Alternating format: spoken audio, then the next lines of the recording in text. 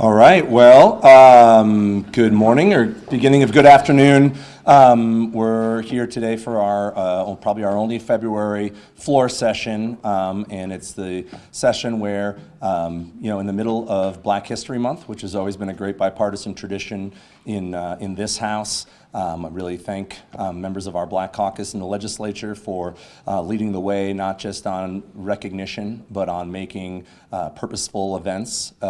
We've seen over the first 2 weeks so far a number of different meetings trying to put attention into action that have involved bipartisan members of the administration, and actively trying to engage all members of the Assembly in recognizing the contributions of Wisconsin Black Americans, and also finding ways to try to move forward to continue to address the disparities that we have in our state that have been with us for too long.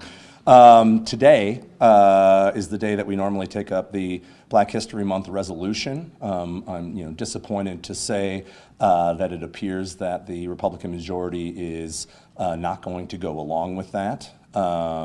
And that's disappointing. It doesn't appear that that problem exists in the Senate, where they have put this on the calendar, and we're happy to discuss that at the end of our availability today, and know that we're disappointed in the decision not to schedule the motion that had been circulated for co-sponsor, or around to recognize Black History Month in Wisconsin. It's always been a tradition to recognize different people who've been not the same people historically that we've recognized in the past. And I know a number of my colleagues are certainly happy to answer questions when we get through the availability. I would like to recognize that we've made progress on something else. If you remember, there was disappointment expressed on Inauguration Day by the fact that the session calendar included potential for meeting on Yom Kippur, despite the fact that this had been raised in the past. Simply stating that you're not going to meet on those days clearly is not acceptable. We wouldn't schedule a day on Christmas and say, well, we're not going to meet on Christmas. And so we're going to put forward a motion. I think we've got agreement on bipartisan support to amend the calendar to take the 2 days covered by Yom Kippur off the calendar, and send it over to the Senate and ask them to do the right thing by joining the Assembly. So those are two issues that probably maybe shouldn't be controversial, but that we've dealt with, and certainly appreciate the support on Yom Kippur, and hopefully would like to see positive action taken in recognition of Black History Month. We know the governor's budget is going to be introduced in 16 days. We look forward to that. Remember, as part of then candidate Evers' campaign, there was the proposal for a 10% middle-class income tax cut, recognizing that we needed to move away from the tax policy of the last 8 years, where the tax benefits disproportionately went to the wealthiest individuals in the state. I think there was a recognition by the governor that people who earn over $30 million should pay more in taxes than a minimum wage worker who works in a fast food restaurant. We know that that's been politifacted and highlighted. The fact that we need to put money in the pockets of people who need it most, who are most likely to spend it in the economy. The fact that Governor Evers put that forward, we're looking forward to seeing that proposal in the budget. Republicans were more interested in playing games by rushing through a proposal over the last 2 weeks, preempting the governor's budget. And it signifies sort of the Washington, D.C. style of Republican budgeting, where you give away a big tax cut with no consideration of what the impact is going to be on the expenditure side. There's a reason why revenues and expenditures should be taken into account together, because long-term, you want to make sure that you have the resources to figure out how to afford things. They keep talking about a fund balance that is one time to be able to pay for an ongoing cut that blows up to close to $700 million when you look at the biennial cost in the out years.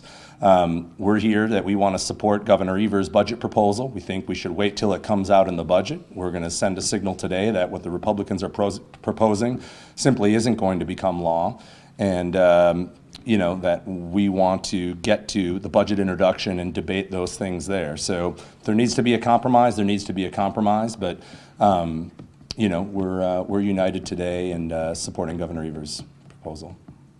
And with that, I think that's most of the calendar today. So I guess we'll open it up for any questions for me and my colleagues. So Kennedy last week signaled that it was his intention to take up the Black History Month resolution by unanimous consent. Has he told you otherwise, or is that not happening anymore? Or what's... I think the question is which resolution they're going to take up. And as I understand it, they are not going to take up the resolution by the Legislative Black Caucus, or the one that is on the calendar in the Senate. Did the caucus provide any reasons why they didn't support? I would ask them. What are your thoughts on this GOP tax bill today? Well, I think I spoke to the fact that, obviously, if you rush through significant tax policy that costs hundreds of millions of dollars in the future, you don't even try to pay for any of it. It reflects what we've seen the last 8 years. Despite the fact that the national economy's been growing, we've paid for reckless Republican tax cuts by gutting the UW system by $775 million, by cutting funding for local government, by cutting funding for K-12 education. And this is just more of the same. The idea that you can pay for an ongoing tax cut with a one-time revenue, is irresponsible. And so I think they're trying to play political games. Let's wait for the governor's budget to come along and start the debate from there.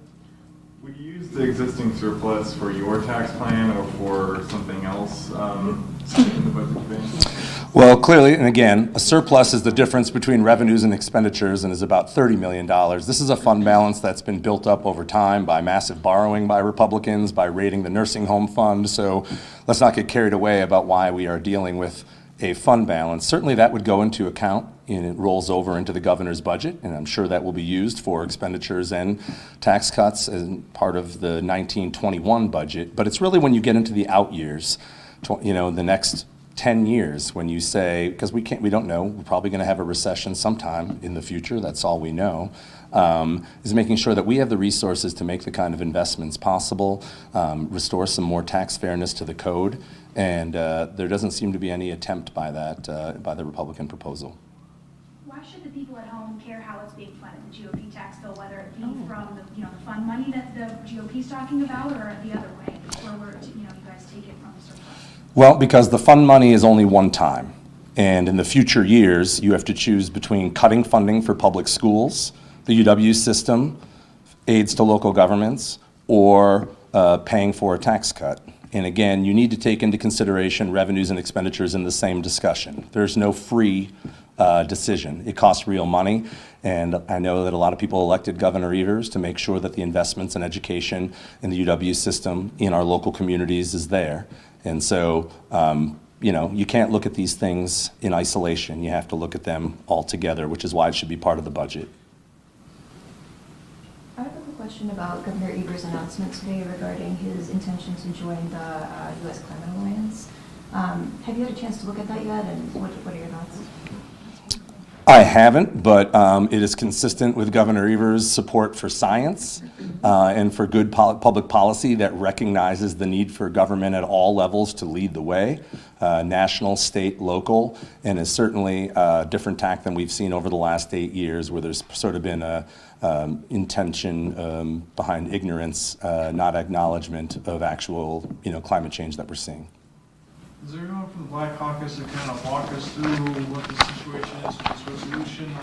I haven't seen any news releases or anything about the situation. Sort of walk us through like we're 2-year-olds. So every year we've done a Black Caucus resolution recognizing Black Wisconsinites. And so we've put that through, we've circulated, and we've gotten feedback.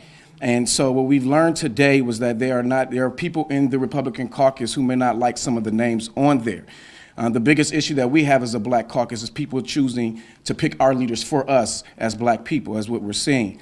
And so what we're seeing right now is that we have a resolution that they're not willing to honor for whatever reason. And so we're still going to move forward possibly with something. But you will be seeing something come from the Black caucus very soon. What does your resolution say? We can probably get you a copy of that. And it's in the Senate. And it's in the Senate as well. Yes. Your resolution? It's the exact same. It's the exact same. Is it similar to the concerns that were raised last year with the competing proposals? Well, I don't understand why we have competing proposals in the first place. Again, this is something that is about Black history and that should be honored by our Black legislators. We are always have been willing to recognize other folks that people have given to us, so we are willing to take names, and we have done that. Yes, it is a competing issue. The fact that people aren't willing to recognize Black legislators who are willing to pick leaders that we recognize who have done great for the state. Can I add, Mr. Chair? And he didn't recognize himself, but this is the chair of the Black Caucus, by the way. So thank you, Mr. Chair, for your leadership. But I also want to make sure we include that there are additional insight from Republicans as well. This just did not come from the Democrats of the Black Caucus. Very much had ideas from the Republican side as well. So we're actually kind of baffled of why it's moving forward in the Senate and not moving forward in our own House. All right, thanks a lot. Thank you. Thank you, guys.